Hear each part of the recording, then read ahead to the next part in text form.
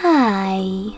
In front of me is CHUWI Ubook X, and today I would like to show you how you can switch on or off app notifications.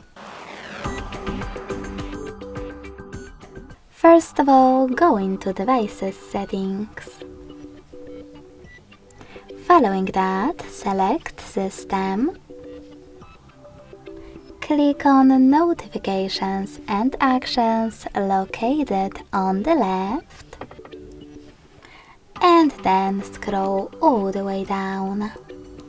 Now you can click on Most Recent next to Sort By under Get Notifications from these apps, and tap on one of those options, Most Recent or Name.